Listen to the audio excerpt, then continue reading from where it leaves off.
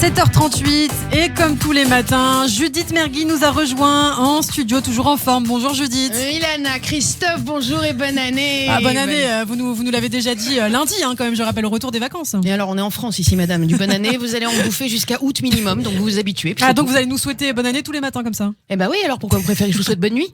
Non, mais sérieusement, ou alors quoi, joyeuse ménopause ou happy Covid? Ah, ça va, je rigole, hein, Ilana. Tout le monde sait ici que vous n'avez pas encore atteint l'âge de la Covid-19. Alors, bon, qu'est-ce qu'on disait? Oui, bonne année, là, c'est la recrudescence du WhatsApp de bonne année, de meilleurs vœux. Et alors, les WhatsApp de bonne année, déjà, en temps normal, c'est très con-con. Si, ouais. Vous me répondez, tous les deux, là, votre range ses feuilles. C'est n'importe quoi. Ça dépend, il y a des WhatsApp très poétiques. Non, Christophe, n'essayez de pas faire plusieurs choses en même temps. D'autres hommes ont essayé avant vous, ils se sont cassés les dents. Alors, je disais, c'est vrai que moi, ça m'énerve, ces textos-là. Adieu 2017, bonjour 2018, je te souhaite autant de bonheur cette année que de bulles dans nos coupes de champagne. Non. Mais alors là, la spéciale Covid, et là, cette année, c'est collector, c'est de la poésie. Ouais. Là, je viens de recevoir.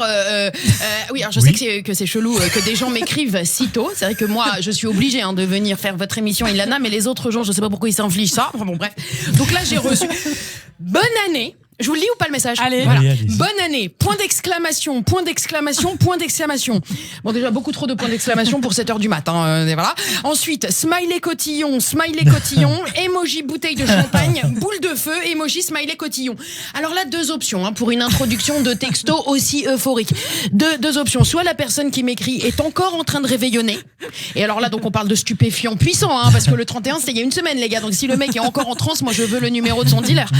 Soit la personne en vrai pour écrire un message aussi surexcité, c'est qu'elle va super mal. Vous voyez, elle est en mode dépression, c'est un SOS en fait.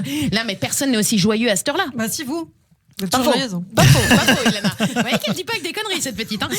Non, donc bon, le message. Alors lui, ensuite, il écrit donc bonne année, santé, fête, amitié et amour, qu'on en finisse avec la Covid, que 2020 soit effacé à jamais, qu'on puisse enfin repartager nos si beaux moments. Qu'est-ce qui vous choque alors dans ce message? Je sais pas qui c'est déjà. Donc quel bon moment on a passé, voilà. Et ensuite, qu'est-ce que c'est qu'on en finisse avec la Covid? Mais attendez, mais pourquoi les gens voudraient qu'on en finisse comme ça en 2 secondes? C'est pas réaliste, vous voyez, c'est comme souhait, ça m'énerve, c'est facile de souhaiter des trucs qui peuvent pas arriver, je veux dire, parce que techniquement, pourquoi ça irait mieux là, comme ça? Parce que c'est nouvel an? C'est ça l'idée? C'est-à-dire que le virus, tu crois qu'il se dit pardon, il y a la bonne année, alors autant pour moi, je me retire alors, Non, alors là vous allez me dire quoi ensuite? Vous allez me dire il y a le vaccin. Allez-y, dites-le. Oui, il y a le vaccin. Je sais pas. Vous faites absolument tout ce que je vous dis de faire.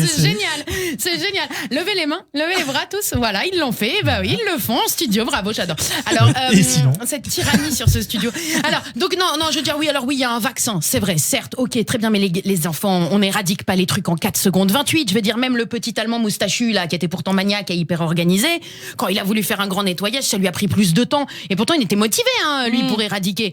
Alors, arrêtons de croire que le vaccin, ça a effet immédiat. On va encore bouffer de la merde pendant quelques mois, je vous le dis. Pardon, c'est vulgaire? Non, ça va. D'accord, ok, parce que de toute façon c'était bio, donc ça allait. C'est vulgaire. Vous trouvez que c'est vulgaire, Christophe? Oui, très bien. Calmez-vous. Alors, le vaccin, c'est pas le truc en plus qui marche si tout le monde se fait vacciner. Les Français, là, au rythme où on va, le Covid ou les Covid, ils ont le temps de muter 18 fois.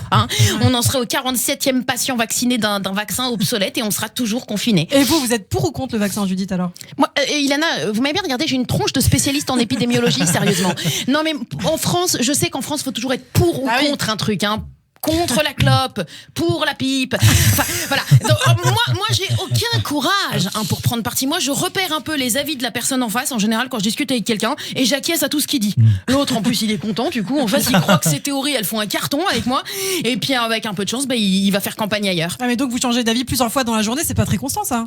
Mais zéro constance. Mais je suis une girouette. Moi, je change d'avis comme de masque. J'ai la colonne vertébrale d'un mollusque, en fait. Je vais au plus haut front. Voilà. Tenez, on essaye, là. Ilana, vous êtes pour ou contre le vaccin? Pour. Tout à fait. Et vous, Christophe? Pour. Non, contre. Non, dites contre. Ça contre, m'arrangerait. alors. Tout à fait. fait, mais bien évidemment, voilà, moi aussi, c'est évident, je suis contre. Moi, j'avoue, je ne juge pas, parce que c'est vrai que nous sommes beaucoup de Français, voilà, à douter, à garder un mode attentiste. Mais qu'est-ce que vous voulez, Ilana? S'il vous plaît, dites-nous maintenant, parce que les gens sont pas dupes, là, ça fait 2 fois en une seule chronique que vous êtes d'accord avec moi. D'accord? Donc je sais que je sens que je vais devoir vous payer un truc à la fin. Non, bon, je disais que là, tout le monde observe cette histoire. Alors là, ça y va, hein, les ragots, vous avez vu sur les vaccins. Dis, tu connais quelqu'un qui s'est fait vacciner? Arrête, raconte. Et d'ailleurs, cette phrase, c'est le new is the new. Tu connais quelqu'un qui a eu le Covid? Arrête, raconte. Mais avant ça, c'était d'ailleurs, tu connais quelqu'un qui a de la chloroquine? Arrête. Bon, en tout cas, on a tous envie de savoir de qui vous avez reçu ce SMS. Ah, mais aucune idée, moi je le connais pas. Ah, et donc en fait, depuis tout à l'heure, on essaye d'analyser le message depuis 1 heure et c'est pas un proche à vous. Ah non, mais pas du tout. Moi, j'ai juste dit qu'il y avait un texto qui était arrivé, donc je l'ai ouvert. Mais d'ailleurs, je sais même pas si c'est... Ah bah non, je crois que c'est votre téléphone, Ilana, en fait. Désolée. Bien sûr. Merci beaucoup, Judith Mergui. Elle raconte n'importe quoi tous les matins, vraiment. Je suis ça. Pour votre plus grand plaisir. Mais avec humour. Voilà, c'est ça. Merci, Judith. Merci, Judith. Merci, Christophe, pour votre bonne humeur également. Et tout de suite, c'est justement le rappel des titres avec vous, Christophe. Radio